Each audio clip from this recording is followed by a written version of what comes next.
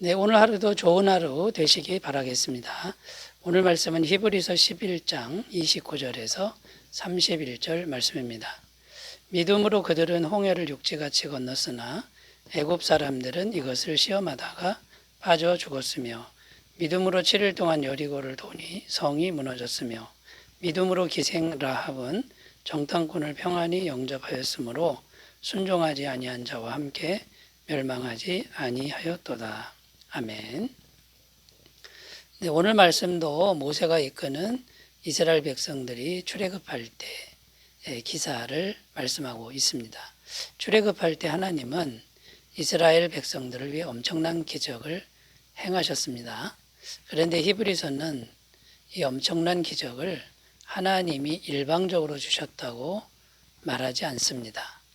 이스라엘 백성들이 믿음이 있었기 때문에 그 믿음으로 그 엄청난 기적을 주셨다고 증언하고 있습니다. 그래서 오늘 말씀의 내용은 믿음이 있다면 기적도 있다. 자, 이런 내용이 되겠는데요. 이스라엘 백성들이 믿음으로 어떤 기적을 맛보았는지 살펴보면서 함께 은혜를 나누도록 하겠습니다. 첫 번째는 믿음은 사면 초과의 상황을 뚫고 나가게 한다라는 것입니다. 사면 초과의 상황을 뚫고 나가는 기적을 이끌어온다라는 것이죠. 29절입니다. 믿음으로 그들은 홍해를 육지같이 건넜으나 애굽 사람들은 이것을 시험하다가 빠져 죽었으며, 이스라엘 백성들이 홍해를 건너는데 마른 땅으로 건너는 내용입니다. 하나님의 홍해 바다를 가르는 기적을 행해 주셨기 때문에 마른 땅으로 건넌 것이죠. 그런데 믿음으로, 여기 믿음을 강조하고 있습니다. 믿음으로 홍해를 육지같이 건넜다. 자, 이렇게 증언하는데요. 어떤 믿음이 있었던 것일까요? 첫 번째는 하나님을 바라보는 믿음이었다라는 겁니다. 출애굽기 14장 13절, 모세가 백성에게 이르되 너희는 두려워하지 말고 가만히 서서 여호와께서 오늘 너희를 위하여 행하시는 구원을 보라. 하나님은 이렇게 말씀하십니다. 하나님이 행하시는 것을 그냥 바라보라, 이렇게 말씀하는 거죠. 그러니까 하나님만을 바라보는 이 믿음이었기 때문에 이 홍해를 가르는 사면초가의 상황을 뚫고 나가는 그런 기적이 있었다라는 것이죠. 자, 두 번째는요, 홍해 앞으로 전진하는 믿음이었다라는 겁니다. 자, 여러분, 홍해 바다 앞으로 전진한다라고 한번 생각해 보십시오. 보통 믿음으로는 불가능한 겁니다. 그 바다 앞으로 나아가서 뭘 어떻게 하겠다는 겁니까? 그런데 성경은 이스라엘 백성들이 바다 앞으로 나아갔다라고 이렇게 증언하고 있습니다. 출애굽기 14장 15절, 여호와께서 모세에게 이르시되 너는 어찌하여 내게 부르짖느냐, 이스라엘 자손에게 명령하여 앞으로 나아가게 하고. 자, 그 다음에요. 여기서 우리가 생각할 것은 믿음 없이 나아간 애국 군대는 물속에 다 빠져서 수장되어 죽었다라는 사실입니다.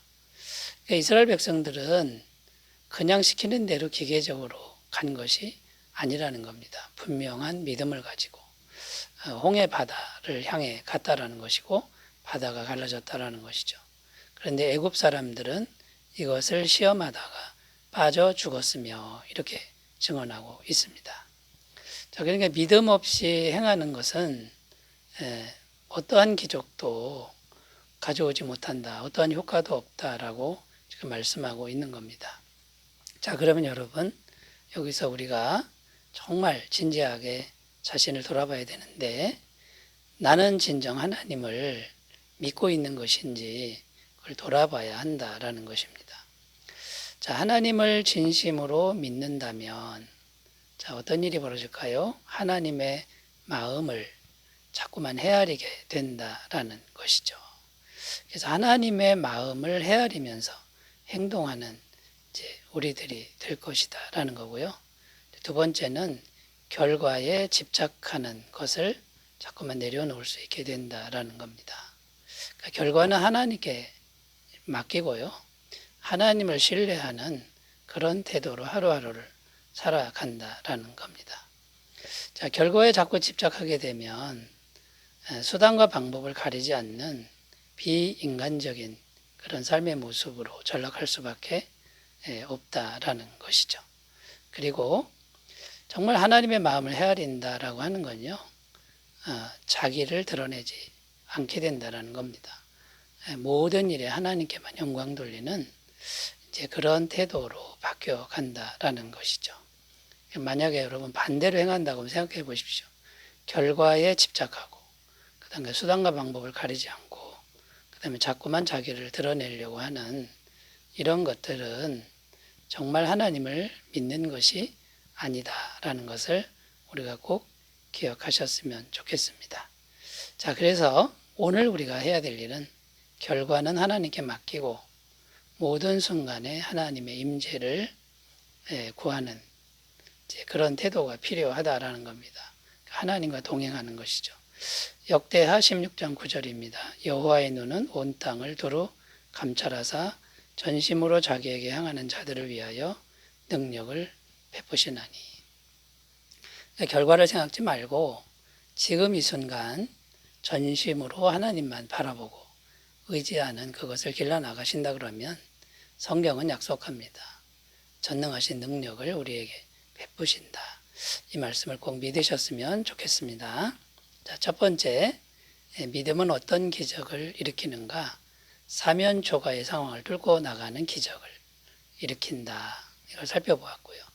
자, 두 번째, 믿음은 어떤 기적을 일으키냐면요. 믿음은 엄청난 장벽을 무너뜨린다라는 것입니다. 30절입니다. 믿음으로 7일 동안 여리고를 도니 성이 무너졌으며. 자, 이 말씀은 이스라엘 백성들이 여리고성을 무너뜨리는 기사입니다. 여리고성은 이중벽으로 되어 있는 난공불락의 요새였습니다. 어떠한 대적이 와도 끄떡하지 않는 그런 요새였지요. 그런데 이스라엘 백성들이요, 이 성을 무너뜨리는데 그 방법이 참 재미있습니다. 그 성을 날마다 도는 방법으로 무너뜨렸다라는 겁니다. 하나님이 그렇게 하라고 하신 것이죠. 그리고 이스라엘 백성들은 그 말씀을 믿고 그대로 순종했다라는 겁니다. 자, 여기서 이제 핵심이 뭐냐면 방법론인데요. 인간적인 기발한 방법을 가지고 한 게 아니라 하나님의 방법으로 했다라는 겁니다. 그러면 중요한 게 뭡니까? 인간적인 기발한 방법을 하나님께 복종시킬 수 있느냐.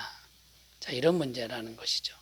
근데 여러분, 하나님이 인간적으로 말도 안 되는 그런 말씀을 하셔도 그대로만 하면요, 하나님이 책임진다라는 겁니다. 이게 하나님의 방법이라는 것이죠. 자, 이 하나님의 방법을 따르려니까 이제 믿음이 필요한 겁니다. 그러니까 믿음으로 여리고성을 무너뜨리는 기적이 일어났다라는 겁니다.